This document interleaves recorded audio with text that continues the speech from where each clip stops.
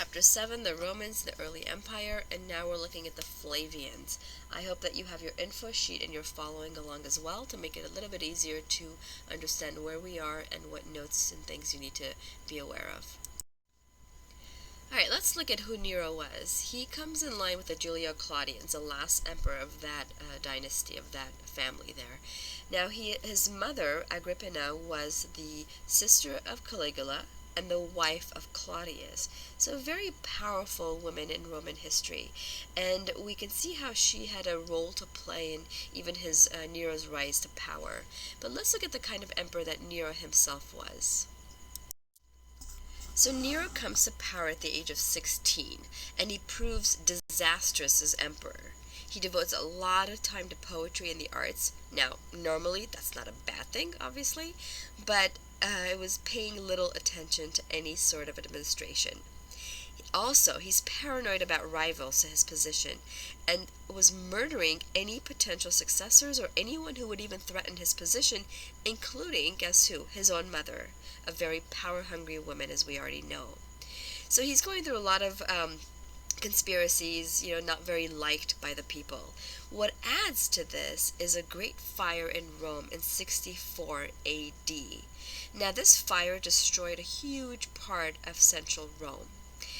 But here's the part that's interesting, is even historians writing tell us that it was as if Nero fiddled while Rome was burning. In other words, he could care less, and in fact, it seems like he may have been happy about this burning that was occurring in his city, because now he could promote and he could actually put and realize his huge building program. And what we know is that after the fire, he builds a massive house for himself called the Golden House, or the Domus Aurea. Now, we also know, historians tell us, that he instigated a huge building program where he was trying to restore some of the burnt sections. He was using better safety measures, increasing the size of the roads, using stone so as impervious to fire, excluding wooden beams. So we know that he did these things, kind of took some of these safety measures. However, the fact that he built a house himself really had people thinking he caused the fire, because now his dream of realizing this massive leisure house right in the middle of the city could be realized. And what we call that is its invasiveness of imperial architecture. It's imperial architecture invading people's spaces, because that's how they would have understood this Domus Aurea. Now, if it had taken place outside in the country, away from, the hubbub life of the city, that may have been different. But it seemed a little odd to people that this emperor's, huge golden house, it's a leisure house. It's nothing for the public. It's just all for himself. It's very odd that it would be placed right in the middle of town. So you could see how people would have wanted to blame him for the fire, that this was, a strategic move on his part to destroy the city and then rebuild it according to his desires. So this is just one artist's kind of digital reconstruction of what the Domus Aurea might have looked like. It was huge, and what you're looking at is an artificial lake. It was a huge villa with pastures and hundreds of rooms, so very, very powerful. And he even put a massive statue of himself right in the midst of it. It was, we're told, over 100 feet tall, and you can see the red arrow pointing to it. So to give you a sense of how big this place was, we're told that it would have been about a third the size of Central Park. So if you've been to New York City and seen how Central Park seems endless, you can get a sense that his villa was a third of that. And I have the map of Manhattan there on the right for you to see Central Park. And imagine in the middle of Rome, this massive villa created only for the personal pleasures of the emperor, not for the public, not for the strengthening of the, Roman infrastructure, but just for the glory and the leisure and the just pleasures of the emperor. I keep recommending that you go back to this model of the city of Rome and identify where we are. So the colossal statue of Nero would have been placed right where that star is. So you're seeing already a connection to the Colosseum that we're about to encounter in just a few minutes. And I just couldn't resist. I had to put this in there, this DVD burning program. But now you can make the connections of where the names are coming from. So if you see Nero 6, Nero Power Pack, these references to Nero, you clearly want to think about the fire, right? And clearly used so many times in our own contemporary lives. So what happens to Nero? Well, he commits suicide while on the run and basically reduced to what we would call a public enemy. Fire is blamed on him. He's committing suicide. So you can see why he would suffer this damnation memoria after his suicide. In other words, his memory was damned. He was not liked, and they didn't want to remember him. And so that is his end. So what happens in the Roman world at this time? There's another year of civil war. And you'll see that, right? Times of turmoil, anywhere from 1 to 20, 30, whatever years of instability and fighting and so on. So this is our first year, 1 year civil war. And oftentimes it's also called the Year of the Four Emperors, because four army generals, whose names you've got right there, were coming to power. So anywhere from 1 month to 2 or 3, depending on when the next guy came and overturned him. So it's a year of instability. It's a year of unpredictability because they have no idea, well, is this new guy, is Galba going to be in charge longer? Oh no, Otho is, and what's going on. However, what we want to know is that Vespasian is the individual who eventually takes total control. So he actually solidifies things, stabilizes things, and it ends this year of civil war. And so there you have it. Vespasian officially ushers in the Flavian period of the early empire. He is a general who served actually under Claudius and under Nero. He was a commander of an army at this time against the Jews. His sons, Titus and Domitian, we will also encounter later. And Titus is actually the one who destroys the Temple of Jerusalem in 71 AD. And then Domitian will create the Arch of Titus. And we'll go over this again, but I just want to give you kind of an overview of where we're headed with the lesson. And this is Vespasian. So again, he was a general who'd served under the previous emperors. And at the time that he came to power, he was also waging a war against the Jews. So when he actually assumes the role of emperor and has already put down the other rivals, his son is sent back into Jerusalem to kind of complete the job, and we'll see that in just a few minutes. But what we want to see here is, how has he presented himself? He looks old. I mean, his lips are even curled in as if he's lost all his teeth. He looks unpretentious, kind of more like a regular guy, right? So what is he doing? Why is he choosing this kind of depiction? And it might, I hope, remind you of Republican portraits.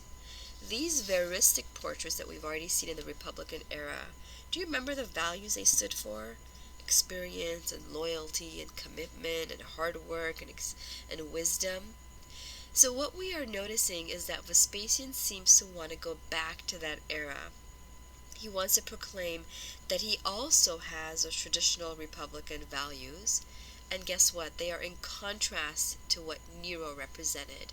So everything that Nero was, Vespasian is saying that he is not, right? He is concerned about the people, committed to them, loyal to them, determined to make it better for them.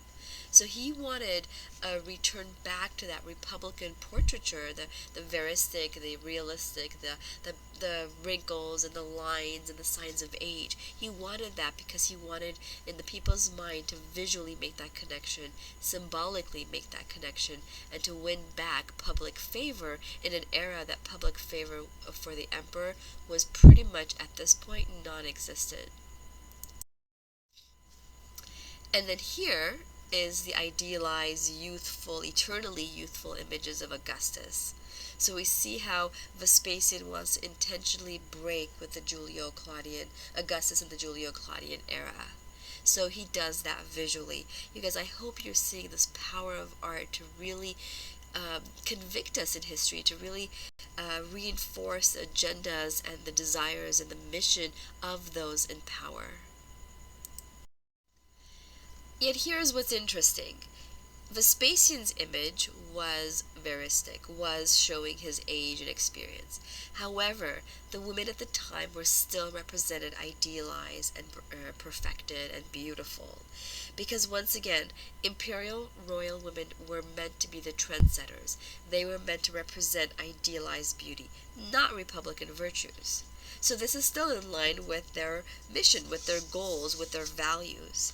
So here we have a Flavian woman. We don't know, who she was exactly, but we see this beautiful, elegant, delicate features of this individual. Furthermore, we see the Flavian coiffure, right? That hairstyle, very elaborate. These corkscrew curls that are punched out, using a drill. We know that they use a drill at this time instead of a chisel to do this hair. So very, very elaborate. And what is it doing once again? It's once again setting the standard of trend, the fashion statement that others would want to follow. And you've already seen it with Livia in the early empire. So even though the portrayal of the emperors changes from the Augustus and the Julio Claudians to the Flavians, the portrayal of the woman doesn't. They still represent idealized beauty. They still represent the trend and the fashion in terms of their coiffure and their garments. We don't see the garments here, of course, but the coiffure is a really big indication here. And I wanted to show you all angles of this so you can see what it looks like from the side in the profile view and from the back, because you can see how elaborate it was, how detailed, how time intensive to create. And of course, only those who have that leisurely time and who are not going to be involved in manual labor would be able to have these kinds of elaborate hairdos. Here's another example from the Flavians, just for you to see how important that hairstyle was. And here we have actually Emperor Domitian's wife. You can see that, the curls set up on top of her head. This is Julia Titti, who was the daughter of the Roman Emperor Titus. This is the one that you will be seeing at the Getty Villa, or you may have already seen it if you've already gone. But you can see that dramatic curling hairstyle again. She herself was actually known as kind of a wild young lady, and in fact, her uncle Domitian's mistress. So all kinds of soap operas always happening in the Roman world. But you can see that focus on the hairstyle, and that's what I wanted to show you in this case. So here they are again, right, side by side, emperor and the imperial women. So you have the focus on realism, veristic depiction of the emperor, because it was a return back to the republican values and virtues. But the imperial women were still the trendsetters. They were still the ones who would create an image of idealized beauty in terms of hair and fashion that would have been copied by the rest of society. And this, of course, was a sign of status and taste. So this is why these were copied. Here is what's interesting, though, that the middle-aged Flavian woman represented is shown with the bags under her eyes and the lines in her face and some of those wrinkles on her forehead. However, you'll still notice that her hairstyle is an attempt at that kind of elaborate hairstyle, right, with kind of these not quite curls, but an upraised, front portion, and then you can see the back side of it in the profile kind of twisted around the back of her head. So there was, I believe in here, what we're seeing is a desire to emulate the coiffures of the aristocracy, of the imperial family, even though the depictions are still, very realistic. The middle-aged Flavian woman would not have represented idealized beauty. So she has kind of her regular appearance, but her hairstyle attempts to create that ideal hairstyle, right? That of the upper classes that she would want to emulate. Like all Roman emperors, Vespasian knew that he needed to build. In fact, his motto was, "To rule well is to build well." And you're looking at an aerial view of the Colosseum. So here's why the Colosseum, among many things, is a big deal. The land that Nero had taken from the city of Rome and used to build his Domus Aurea, Vespasian took it back, drained the lake, and created a Colosseum over it. This was a very politically savvy move on Vespasian's part, because the self-serving Nero had taken land and given it for his own pleasure. Vespasian returns the land to the people of Rome because they could all come to the games here. They could all be part of this. He returns the land for the people's pleasure. So this is a pretty savvy, creative, propagandistic move on the part of Vespasian to give back to the people what Nero had very selfishly taken from them. And we go back to our model of the city, and there you have the Colosseum. So remember that number 16 was Nero's massive colossal sculpture, and then 17 is a Colosseum, which was initially his lake, right? Nero's lake, now drained, and on top of it built this massive amphitheater for the pleasure of the Roman public. Here's a view of the Colosseum today. Pretty much sections of it missing, right? Because it is, after all, in somewhat ruins. Here's another angle, another kind of a better photograph here, and you can see the gates and tons of people visiting. So it still holds this um, awe, right? This reverence that we have for this structure. I want to ask you why you think that is. Why is that the case? I mean, we can say it was this massive architectural undertaking, very true. It's become kind of a recognizable feature of Rome. It represents Rome's glory in the past and even their power, right? Because we have these gladiatorial games that are going on inside. And in fact, the speed with which it was created was pretty amazing. The fact that it was returned to Rome, what was taken from them, right? That itself is a story right there. So we see it all the time in any kind of reference to Rome. So here is a travel guide, and to represent Rome, it has on its cover the Colosseum. And this is very, very common. Travel ads, posters, commercials, billboards, anytime Rome is referenced, you're seeing it represented with the Colosseum. And it's such a big deal that even Big Pen uses it as its model, as its representational form in its advertisement. So very cleverly used all over the place. Check this out, you guys. This is a Vancouver Public Library modeled after the Colosseum. But interestingly, it's modeled after the Colosseum as it stands today. That's why you don't see it in its complete form. So here's a slightly aerial view of it. This one is actually a photograph I took just recently where I was standing across the street from it, but it's just so beautiful to see it in the middle of such a beautiful city. And then there we are going in. That's my friend standing near the column, but we're going in into the library portion of it. And there's little cafes and shops inside as well. But just such a beautiful experience. But I wanted to show you how the Colosseum has impacted all kinds of architecture all over the world. Now, the idea about the Colosseum, kind of what it is, and this idea of a stadium where people are coming together, we have that here in Los Angeles. And this is the Memorial Coliseum, spelled differently, I want to add. That's another photograph of it. You can see the arches, you can see the sculptures that are placed. So some similarities. So not an exact replica, certainly, but the idea is what we're going for in this case. And then even when you're going through under the arches, those also have decoration, as would have had the arches in the Roman era. So here you have it, side by side, the Roman Colosseum and then the Los Angeles Memorial Coliseum. Here's what's interesting about the Colosseum.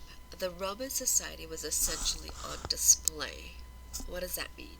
Well, in the first two tiers, nearest the action, you had the officials and the high-ranking individuals. Then you had the middle class, and then in the top portion, you had the lower class, the women, the slaves, the children. So, what else? The lowest tiers had seats of stone, but the upper ones had wooden bleachers. They were the cheapest ones. So you could see the difference of being seated on a marble stone seat or on wooden bleachers.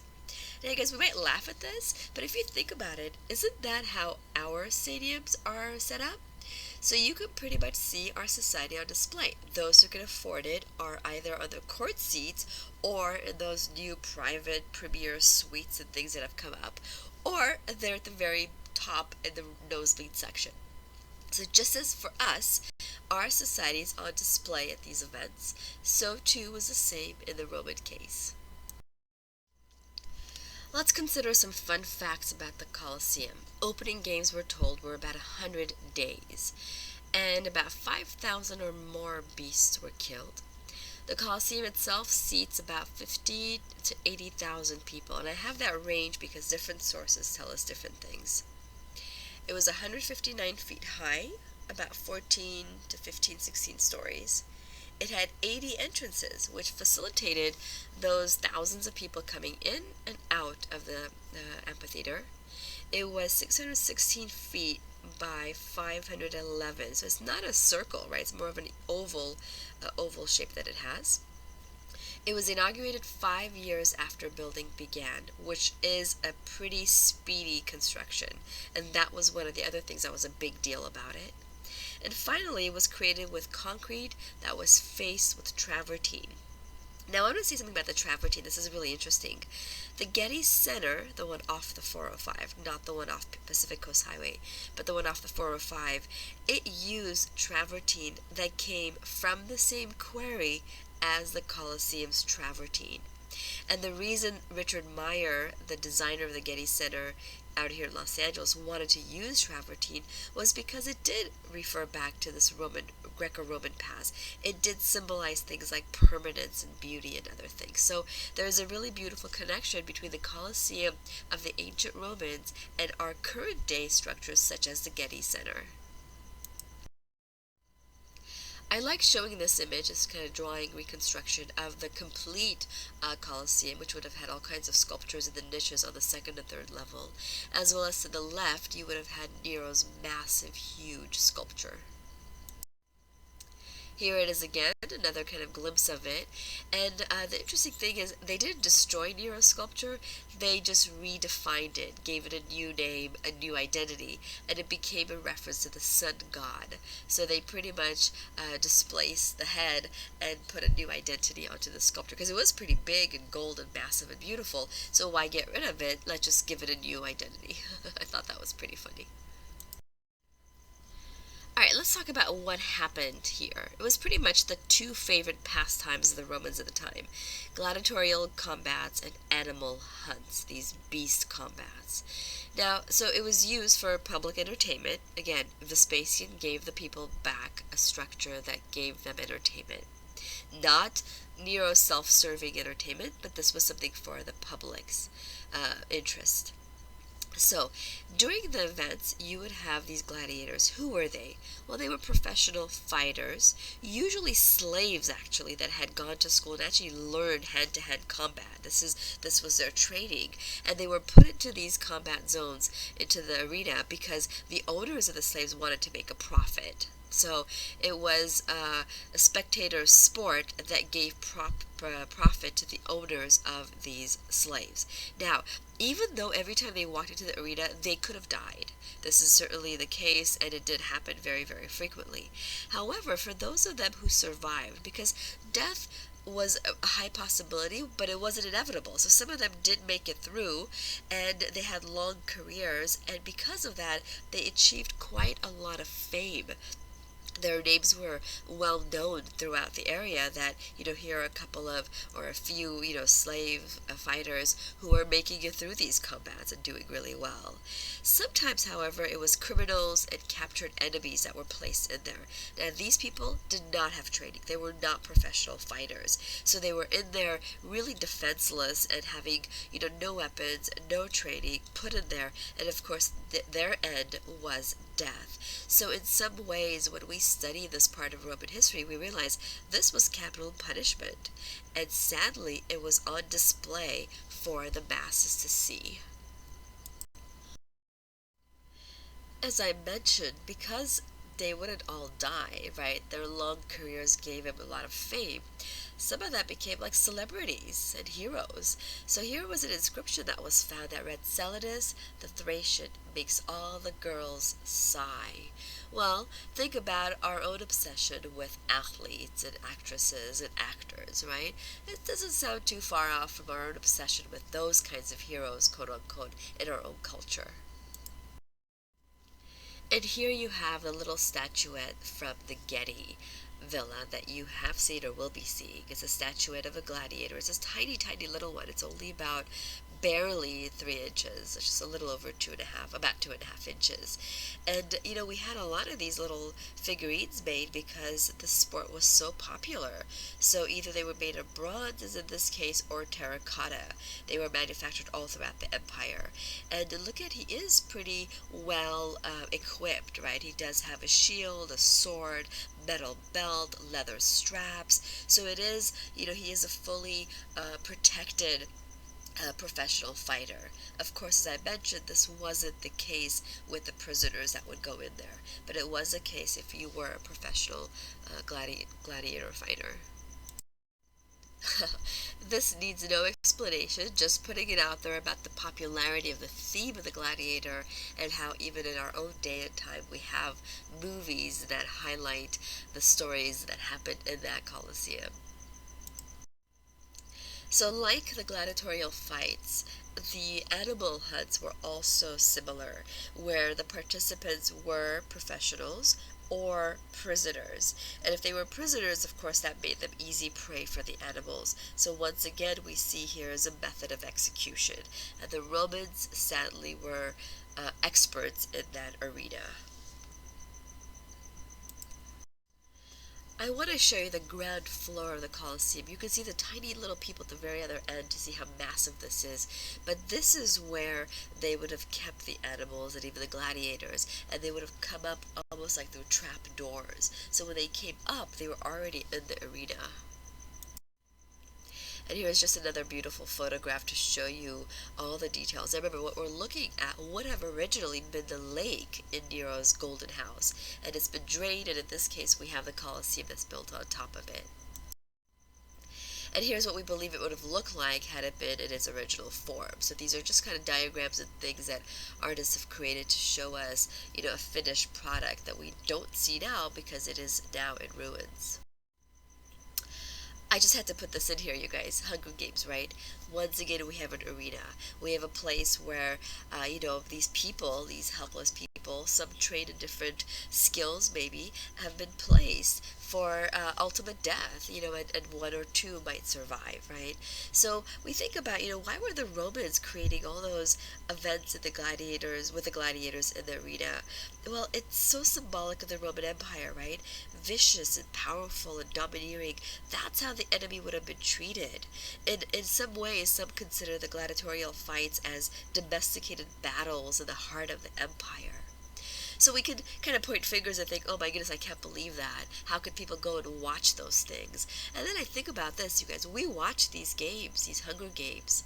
Now, granted, they might not reflect our society, but in some ways they are bringing up issues even in our own society. And I just wanted to point that out there, put it out there, allow you guys to really consider our own lives and what does it say about us? I mean, the entertainment that we have, the things we're watching.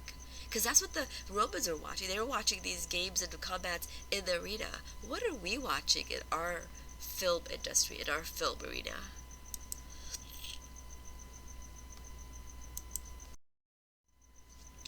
Finally, our concluding question, the Colosseum. What is it a monument to? As a monument, it's a testament to what? In other words, I'm asking for something like a thesis statement that we've done before. Well, let's point out some points that need to be part of this discussion. First of all, the monument is a testament to Roman organizational ability. You guys, you cannot build something of this size without being able to organize labor. So it shows us the architect's ability to handle proportions, as well as material and labor, and organize all kinds of skilled laborers. I mean, you have masons working here, blacksmiths, bronze, marble workers, construction workers, all of them involved. So it shows us the ability of the Roman world, the Roman Empire, to be able to create that. Second point is the speed of construction is pretty remarkable. I mean, only 5 years after building began, this was inaugurated. Now, please make a note, Vespasian was dead at that point, so didn't see the completed version, but he was the one who initiated it. 5 years for something of this magnitude is pretty remarkable of the time. What else does it tell us? What else is it a testament to? It's the power of imperial architecture. In this case, private lands are given back to the people for their pleasure. So it's the ability of the imperial architecture to speak about the emperor's role in wanting to give something back to the people, in wanting to gain their public favor. What else does it do?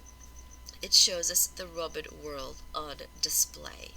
Whether that comes in with the various tiers where people are sitting, or even the activities that are going on in there with the gladiatorial fights, showing us how the Romans will treat any enemy who comes onto their territory, any subject who rebels. So in some ways, it's a microcosm of Roman society. So that concludes, you guys, our discussion about the Colosseum. And I hope it's really symbolized for you Vespasian's ability to reorganize even public thought and public opinion, and to really reestablish the imperial power and the imperial position. Okay, so let's keep going. Well, Vespasian's son Titus, when Vespasian was commander of the army, he was actually in a war against the Jews who had revolted against the Romans. However, when he became emperor, he turned over that command to his son Titus. And Titus is the one who destroys the Temple of Jerusalem in 71 AD. So just remember that. Now we're going to turn to Domitian, because it's the brother, Domitian, that succeeds Titus, and he's the one that's going to create our next object that you have on your info sheet, which is the Arch of Titus. And this is what it looks like. So first of all, an important point to make here. Arches were used at this time, first of all, to commemorate military victories, but also to commemorate the creation of bridges and roads. As we've done before, it's important to find ourselves on this model of the Roman so Empire. there you see with So the it's really star, important that's that where it the Arch of wasn't Titus would have only been. for military So notice victories. how It far was it is also from the the Senate Colosseum voted for or the it. colossal It was a way to sculpture of commemorate an Nero, important and just kind of infrastructure place that was yourself built, in the whether map that was a of Rome bridge at or this a time. road or this is one of the newer photographs that we've been given, slightly of a different angle, but you can see the inscription, you can see the carvings within the arch where the soldiers marching in or anybody walking in would have been able to see. Let's learn some of the architecture that's associated with this. You have the frieze, which we have seen on a temple. Well, we see it here as well. It's basically this long bar, and usually in those cases we have processions. Here, it's a triumphal procession. It's the army marching back home in victory. That is the ideal subject for a procession, for the frieze of a triumphal arch. You also have the spandrels, those kind of triangular, slightly triangular forms on the top of the arches. And these are basically the places where winged victory would be. So imagine you're walking through and victories above you, hovering over you. And then on top of that is a frieze of a triumphal procession, very much like the one you're involved in as you're walking right through this archway. And then engaged columns. We've seen that before, so I just wanted to bring it up in this image as well for you to see how the architecture is applicable to several different kinds of structures. I needed to show these. These are at the Getty Center in Los Angeles. They are created by Richard Meyer, the architect of the entire site. And they do act as arches, as modern arches. And he did that as a deliberate connection to the Greco-Roman past, because such a big part of the Getty's collection is actually Greco-Roman art, thanks to J. Paul Getty's love of antiquities. So I wanted to put that in here because when you visit these sites, when you visit these locations, I want you to make the connections to the stories and the histories and the images that you're seeing and studying. And here it is a little bit closer, and he actually also called them framed views. Because what are they framing? They're actually framing birds of paradise, which is a local flower of LA. And also, if you stand there a little towards the middle of where we're looking at and look off on a beautiful day, you would also see the beach. So in a way, up here on the mountaintop, this framed view frames the local flower as well as the beach beyond it, our beautiful ocean.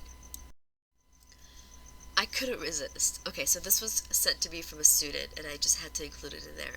It's a fish tank ornament. So you could get Roman arches in your aquarium if you choose to.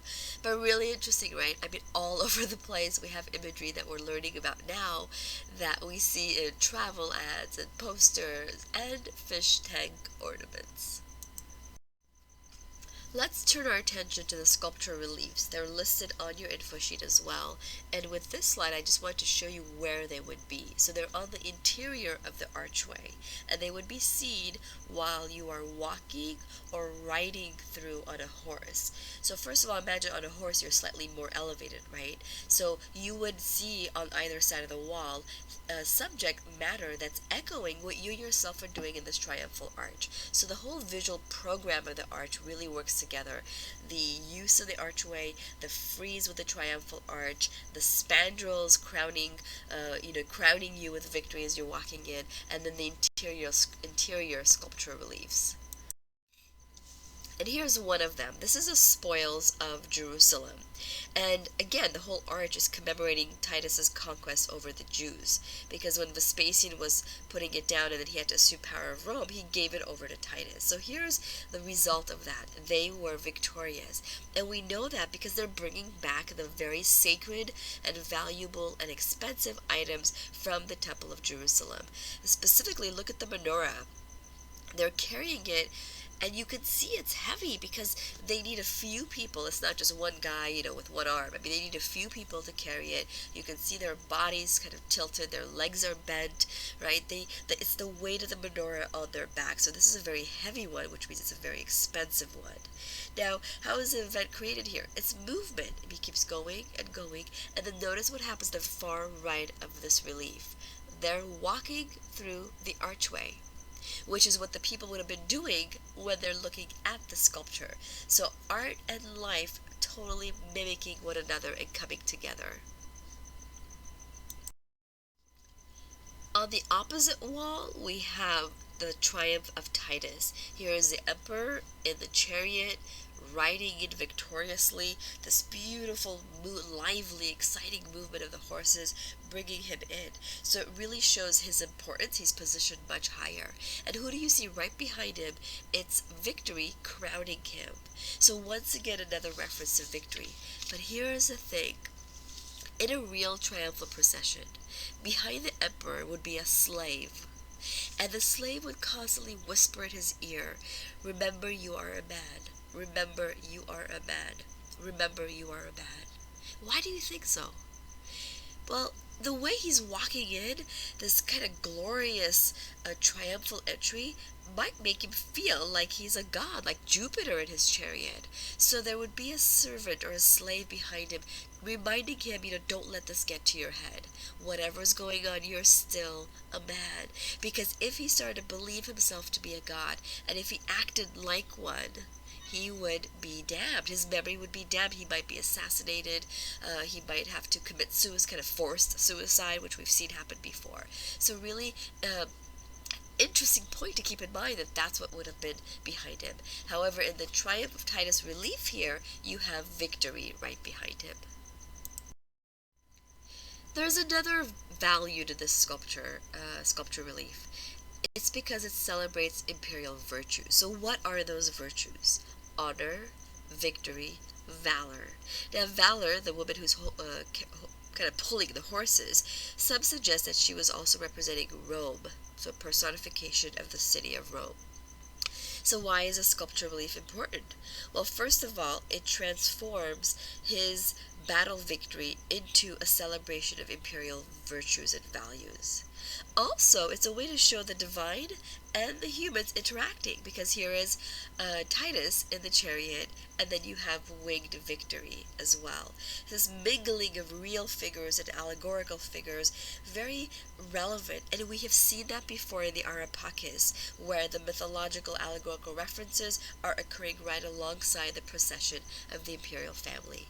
And you guys, this was a really brilliant tool used by the emperors to show their power and to show their connection to the divine without having to proclaim themselves gods while on earth.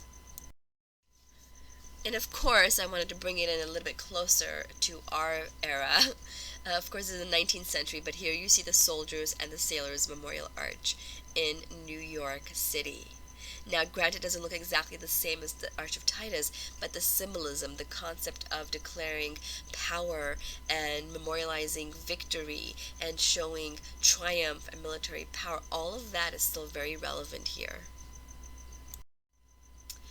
This one, another Soldiers and Sailors Memorial Arch, is in Connecticut, but done kind of differently, right? Now you've got almost what looks like a Gothic reference with the pointed arches or the towers there. So I wanted to bring it together because you're seeing the concept of an arch play itself out throughout history. Now the two we're looking at here are the 19th century that we are examining right now, but the idea of how do you commemorate victory, how do you memorialize it, how do you show it off, is certainly something that has carried itself from the ancient world all the way into the more modern and contemporary worlds as well. And so we come to the end of the early empire with the Flavians, with the rule of Domitian. In the next segment you'll listen to, we'll go into the High Empire with Nerva. But let's take a quick look at what happens to Domitian. Well, all of this victory ideas and all kinds of things got to his head, and he asked to be called Dominus et Dues, which is Lord and God. Well, you know the Roman public does not like that. The Senate does not like that. So 96 AD, Domitian is assassinated, thereby bringing an end to the Flavian family. And then it's Nerva who comes in as a first emperor of the High Empire. Nerva is an elderly individual chosen by the Senate. He rules for only 16 months, but the gift, the legacy he gives the Roman world is this pattern of succession by adoption. And he himself adopts Trajan, who will be the emperor we'll look at in the High Empire.